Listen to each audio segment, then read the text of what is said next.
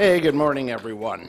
You know who I am, and I'd like to welcome you to the 2017 National Library Legislative Day.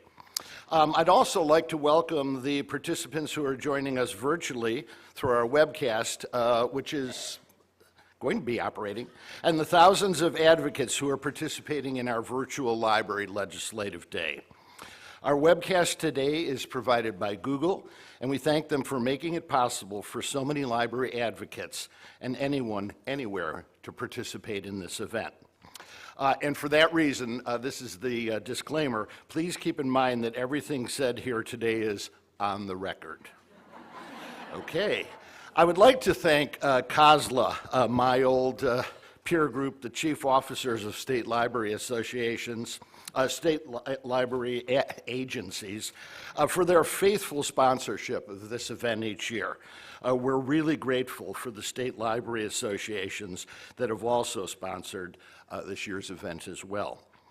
Our thanks also go to Gail Cengage for their generous support, not only in funding, but also in their partnership with ALA in our Fight for Libraries campaign.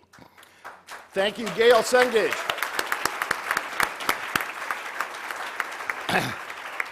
They have featured advocacy tools prominently on their website and have publicly proclaimed their support in paid advertising on National Public Radio and continue to work with us to rally support of a business alliance for federal library funding.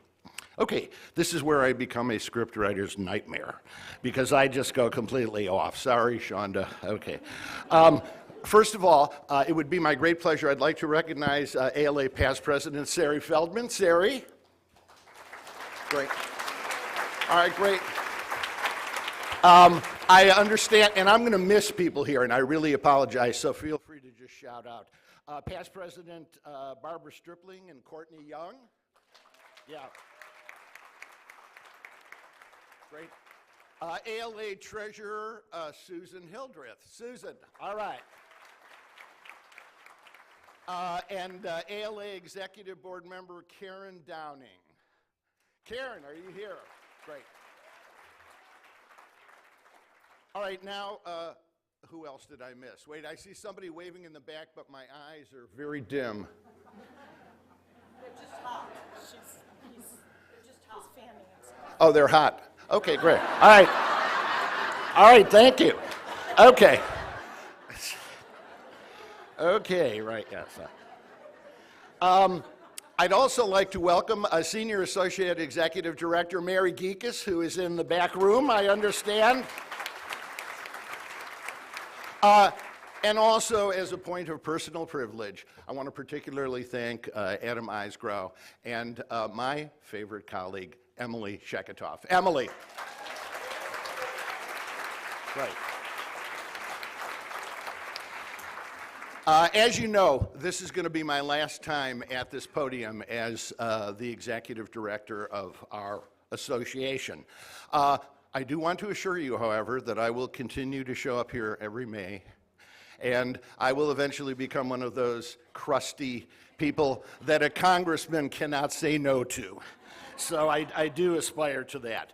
As you know, I figured it out. I began this trip 30 years ago as a junior librarian with the New Jersey delegation. Where's Jersey?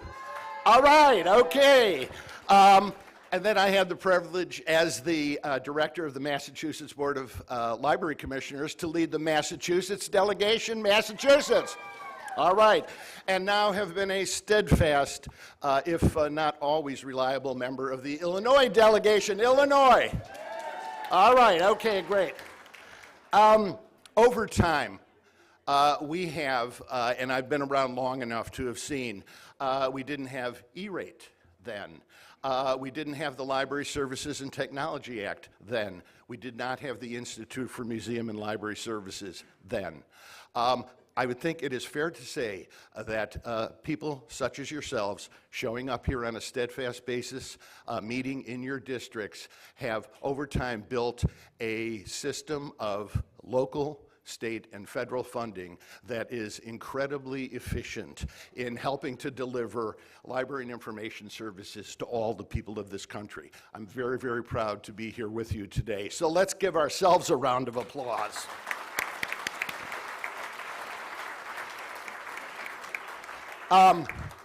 As you know, we're currently facing the challenge of a lifetime in that all of this can be taken away from us at the stroke of a pen.